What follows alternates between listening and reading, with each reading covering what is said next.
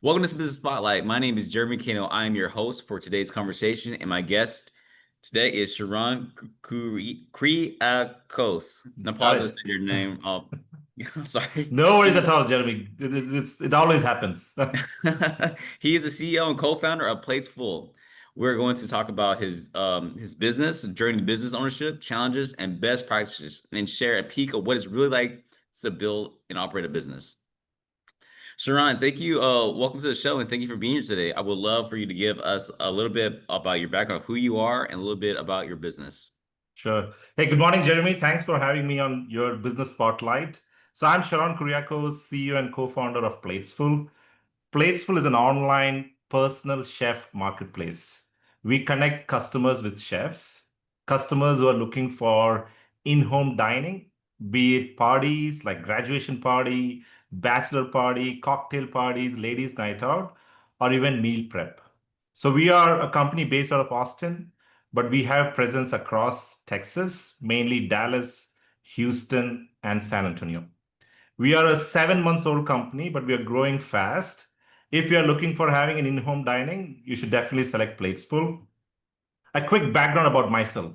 So I come from corporate America. I've been with corporate world for close to 20 plus years, mainly with payment world. 17 years out of the 20 years, I worked for Visa. When I left Visa, I was their global head for the data platform for small business and corporate cards. So that's about me, and happy to be on the session, Jeremy. That's amazing, and amazing. You just your background's amazing, and you just started this. So on this show, we engage with startup founders, well-known mainstream businesses, and everything between. Can you give Mhm. our viewers a little bit of background, generally speaking? Yep. What does your current ownership structure look like? And are you the sole? I mean, I know you just said like you're the co-founder. Mhm. Who are the other outside? Are there other outside investors? Yes, yes. So we are a bootstrap company, so totally funded by me and Mhm. my wife, Sheila Rodriguez. So I'm the co-founder, she's the founder and the chief marketing officer. So at this point of time, there's no investors, it's completely funded by us. But in the next 18 to 24 months, we'll definitely be open for funding and investment. Awesome. So can you tell us a little bit about what your role you currently play in the business? Yeah. So as a startup entrepreneur, you wear multiple hats. So starting from being the CEO, you take care of the day-to-day affairs, but you're also the admin. You're the client services guy. You're the operations guy. You're the tech guy. You're the marketing person. You're the salesperson. So you have to wear multiple hats. But at this point of time, I'm taking care of the technology and the product strategy and roadmap. My wife and partner, Sheila Rodriguez, she takes care of marketing side as well as hiring. Beautiful. When you look at your role, how many hours do you spend working in your business as wearing all these multiple hats and how many business strategy planning do you like how many Yeah, on business strategy and everything? sure. So I left a 9 to 5 job, Jeremy, and from 9 to 5, I came to 5 to 9. There is no defined hours. Like I can get up 2 in the morning and start thinking about the next month's strategy or the next year's strategy. So there is no defined work. Work in corporate, you have got to define stuff. 9 to 5, Monday to Friday. When it comes to entrepreneurship, 24 bar 7. You have to be constantly up and running. So my typical day starts 5 in the morning. I start by listening to some songs, some music, just to kind of calm myself down. And then I get onto my laptop, check my emails, talk to my tech team who is based out of India. And then every day, rain or shine, we have got a 9 o'clock stand-up call. So between me and my wife, we talk about the tactical stuff. What are those items that we're going to achieve today versus the week? And it works like a charm because then I hold myself accountable for things that I'm supposed to do. I hold my wife accountable for what she's supposed to do. And then the daily churn and daily grind, be it talking to partners, talking to clients, talking to chefs. By the time I wrap up my laptop, it's 9 or 10 o'clock in the day. But the beauty about entrepreneurship, when I look at corporate to entrepreneurship, right? You can take micro breaks during the day. So I can take 2 hours break, go play soccer with my son, or go watch a nice Netflix season, and then come back and get back to my work, right? So it is strenuous, but you have flexibility in terms of what you want to do and when. That is awesome. So many business owners, especially those newer to the entrepreneurship game, Mhm. feels like never have enough time. I'm curious, based on your experience, if I give you an extra 10 hours a week, how would you invest those hours? I'll grab it with both hands. I will definitely grab it with both hands because 24 hours is not enough for me at this point of time. But today, that's the case for me. If I kind of fast forward 12 months down the lane, again, I'm not predicting the future, but how I see Platesful grow is I will have a team of people. I will have a dedicated marketing person. I will have a dedicated admin team. I will have a dedicated salesperson, which means that now I can take a step back and look at stuff that today probably I'm scrambling across. But when I have dedicated team across my company, then I get time to think the bigger things like strategy, talking to bigger companies, building some partnership, building some relationship. So my 2 cents to business owners is the initial journey is tough, but don't give up. Be persistent, be consistent, and start your day with a smile. That is awesome. I love your vibe. That is amazing stuff. Okay, so before we get into the nitty-gritty of Mhm. business stuff, let's click into your background a bit. What led you here? Why did you choose to go into business for yourself as opposed to choosing to work for someone else? What Yeah. was the transition like for you? So I will say two reasons. The first reason is having been with corporate world for a long time, you always think, what is next? Should I grow in my company? Should I go to some other company and kind of grow from there? So that constant churn is going on in your mind to think, what is next that I need to do? And one of the things that has been running in my mind has been starting something on my own. And I never wanted to get into a feeling 5 years or 10 years down the lane. When I look back, I say, oh, wish I had done that. Wish I had started this company. My friend did it, he succeeded. So I don't want to be in that regret mode. You have a very defined amount of time, use it to the best. So that was the first reason. The second reason was mainly around using my skills, which is technology, which is platform, which is product, and using my wife's skills, Sheila Rodriguez skills. She's a food blogger. She started food blogging in 2010. Her blog was very famous. It was known as Corporate to Kitchen. So she used to write food blogging recipes and everything around it. She can make a chef sweat, a Michelin star chef sweat. So she has that kind of culinary skills. So getting her culinary skills, getting her MBA in marketing and soft skills together with my tech and product, I felt Placeful is the best thing that we can kind of take it forward. That's amazing. Actually, you're like I'm actually recognize that the food blog channel because like I my family and a couple of friends they actually read that a lot. Very So nice. it is Very. very tough. So as you look Yep. back at your journey so far, what has been the most memorable roadblock or hurdle you were challenged with that you were forced to overcome? Got it. Um, it's a tough one. I will say bidding farewell to the pay stubs. So when you're working for a corporate structure, you keep getting your pay stubs. So every 2 weeks, the salary is credited to your account. To me, that's a drug that you kind of get addicted to it and you don't want to let it go. So when I was kind of planning to move out of corporate to running my own business, saying bye to the pay stub was a big hurdle. And it took 6 months, 8 months for me to take that leap of faith and start my own business. But once you do that, they always say, right, pay stub is something that keeps you away from your dream. But once I was kind of able to disconnect from corporate structure, start something on my own, there's no turning back. That is amazing. What impact did the business owner? Sorry, I missed your question.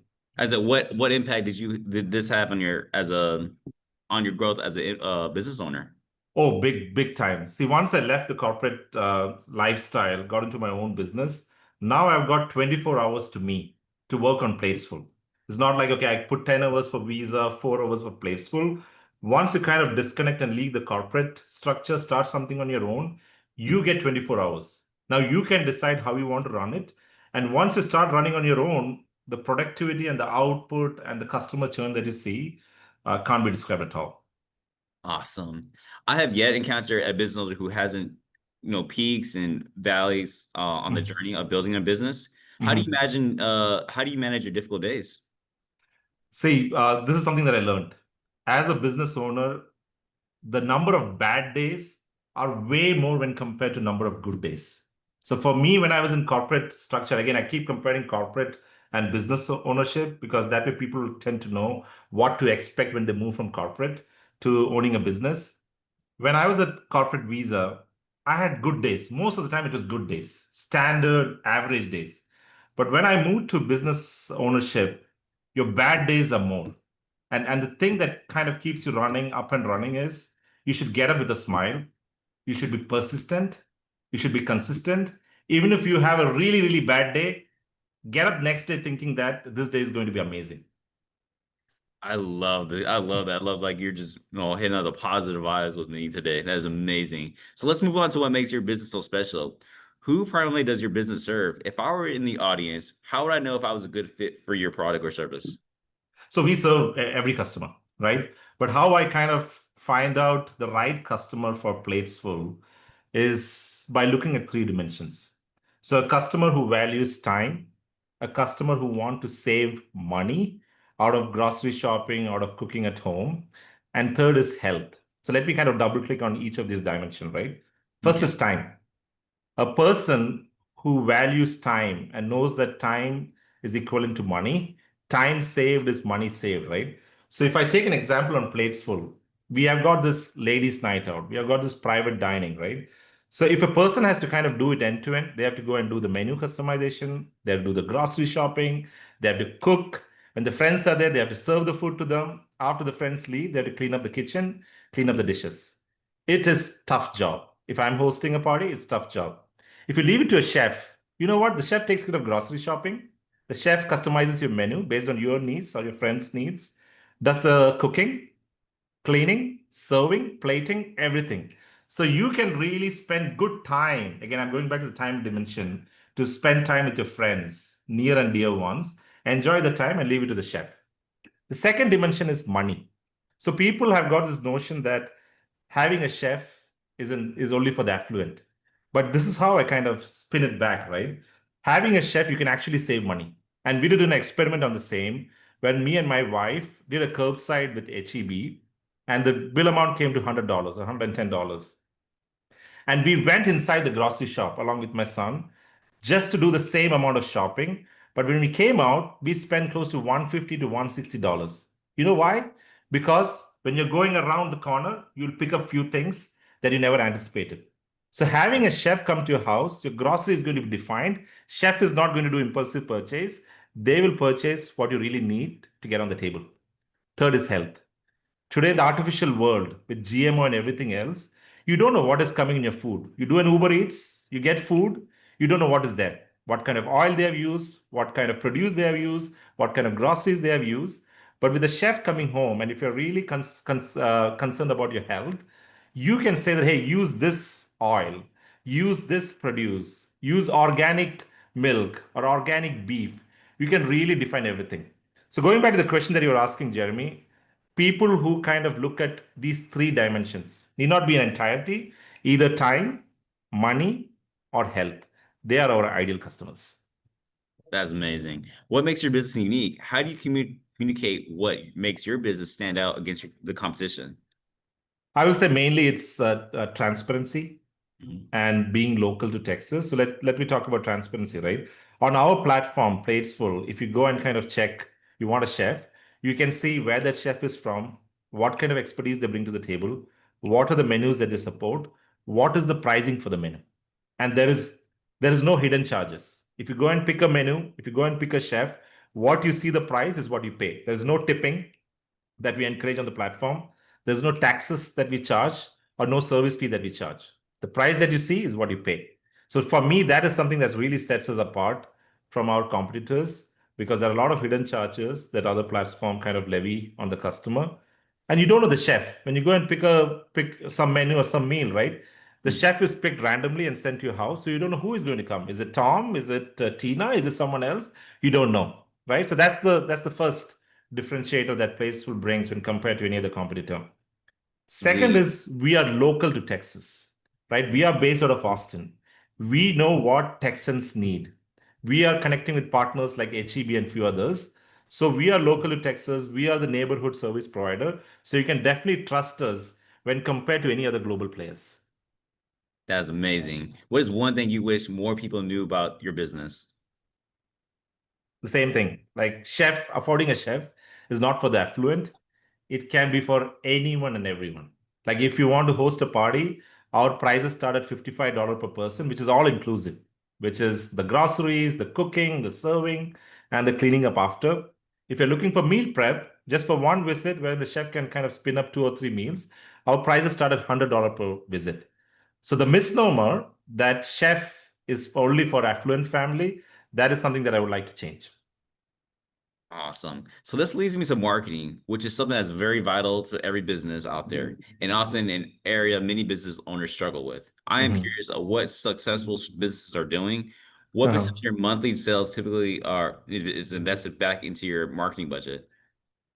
So at this point of time, I would say 70% of the revenue that we make. Again, we are a startup company, 7 months old company. So whatever we make, 70% I invest back into marketing, and the remaining 30% I invest into technical enhancements.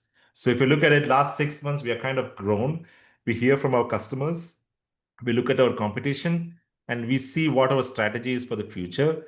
Based on that, we keep enhancing our platform for a better customer experience. Sweet. So for your business, how many different marketing strategies to y'all use? So we are mainly, I will say, 3 to 4 marketing strategies. One is digital. So be it the Google, the Yelp, the YouTube, the Facebook, and that works really well at this point of time. So that is one that we use. Second is partnership. So one of the things that I've learned in the last 6 to 7 months is B2C, client acquisition cost for B2C is super, super high. Whereas if you partner with some business who already has a set number of defined customers, your client acquisition cost reduces. So B2B2C is something that I'm definitely kind of pursuing in future. Second is partnership marketing strategy. Third is physical. So the door hangers, giving booklets, leaving booklets at wineries, distilleries, where people go there, they look at it, and they kind of order the chefs from there, right? So it's mainly physical copies. First is digital, second is partnership, third is physical, and fourth is giving back to the society. So sponsoring some social events, sponsoring some social causes like diabetes, research for diabetes, and things like that, right? So Mhm. that's our marketing strategy at this point of time. So, and what approach have you taken to track your leads? Like, do you have a CRM that you prefer? We don't have at this point of time. But what I do is that at this point of time, if you look at it, when it comes to Google, Google Hmm. provides insights in terms of what is the conversion rate. You look at Yelp, you look at Facebook, you kind of get those insights. If it comes to partnership, yes, through B2B2C, we know who is the business that is kind of driving those customers back in. But physical copies, there's no way that I can track it, right? But what we're doing is that we are using this bit.ly concept. So when I put my physical copies there, I don't give the URL of my website, but I give the bit.ly URL so that if anyone kind of scans it or clicks on that link, I know where it is coming from. So nothing consolidated at this point of time, but definitely in future. Awesome. So moving from market to sales, what does your Mhm. sales process look like? If I were to refer someone over to you, what can they expect to experience as you guide them to choose to do business with you? Yeah, sure. So at this point of time, for me, the values in the company is trust, quality, and customer obsession. So if you as a customer refer any of your friends or colleagues or family, what they can expect consistently from PlatesFull is trust. You can trust the chef coming to your house. You can trust on the quality because we really vet out the chef from a background perspective and culinary expertise perspective and customer obsession. Our chefs, including me and my wife, we're obsessed about the customer. We just don't want to deliver X. We want to deliver X plus one or X plus two. Mhm. But what we will be investing in near future is reward programs, loyalty programs, so that you as a customer, if you refer someone, you get some sort of reward points, which you can claim in future. Sweet. So I'm at the point now where to start some rapid fire questions as we wrap up. Are you ready? Yeah. Yeah, shoot it. Let me see if All I right. can dodge the bullet. I don't know. You're doing great so far. I love your vibe. You're so positive and wake up to smile is like one of my favorite things to hear. What does the keys to success look like for you? Being consistent and persistent. So if you are doing something on day one, you have to do it for the next 2 years, next 3 years. You may not see success, but that's totally fine. But still keep on doing it. And one day you will definitely see the success. What is one piece of advice for other business owners you would give? Never give up. Never give up. Like be persistent. As I mentioned at the beginning of the podcast, right? There are a lot more bad days that you will see when compared to good days, but don't get disheartened. Still get up with a smile, be persistent, have that never give up attitude. You may be just few steps away from reaching that hockey stick effect. So keep going. And here's the question. I might add like one more extra item to this question is that Mhm. what is a book, podcast, or even music song you're reading or listening to right now? So I'll probably give you two answers to that, right? One is music because I start my day listening to music. So I Mhm. listen to Indian Bollywood music that kind of keeps me calm, gets me running the first thing in the morning. The Mhm. second is I recently read this book, Beyond Entrepreneurship by Jim Collins. And I will definitely suggest that to any startup entrepreneur, business owner to read that book. It's amazing. It gives you perspective about how to start, how to kind of start a new business. It's a great book, a great read. Awesome. So this is kind of a fun question. If you had a little bit of magic dust and you could choose only one spot in your business to sprinkle on, where would it be? Only one though. Only one. Mm. That's a good one. I will say brand awareness. See, one of the things that any new company struggle is to get that brand out in the market, right? McDonald's did not become McDonald's on day one. It took years of struggle and years of persistence to get to that point. Same is the case with Platesful. It will take time. So if I had a magic wand where I can sleep and I can spin this magic wand, I want to get my brand out in Texas, where anyone and everyone knows about Platesful and they want to hire a chef. Sweet. So before we get to the final question of the day, share with the audience how they can follow you and learn more about you and how to contact you. We are everywhere. So we have got our website. It's www.platesfull.com. We are on Instagram, which is the.platesfull. We are there on Facebook, LinkedIn, Reddit, YouTube. So just go and search us in internet and you will find Platesful. We won't dishearten you. Hire and try one of our chefs. We'll make your event really, really special. Awesome. Well, we have come to the final question of the day, and that is, what is most inspiring you today? Gen AI, right? In the last 24 months, AI has taken such fast strides that it's so inspiring. Now, you don't have to be a programmer to program something. Like any layman like you and me, we can just program a website, create a platform. You don't have to be a marketing expert to create marketing videos. AI can spin for it. And at this point of time, we are just scratching the surface. So, what is inspiring me is the amount of opportunities, the limitless landscape that we have with Gen AI. That's something that keeps me up and running and every time inspirational. Amazing. Well, this was a great conversation. I really enjoyed hearing your story. Thank you for sharing. Also, I just want to encourage all you watching, save this show and come back and watch it again because Sharon had really did amazing, great insight for business and very inspiring, positive vibes all around. Also, don't forget to like and subscribe to our channel so you don't forget to hit that notification every time a new conversation drops like this one. Thanks for everyone who joined us today, and a special thanks to you, Sharon, for being with us today. And we all really appreciate this. Thanks, Jeremy, and anytime, any day. Thank you. Thank you.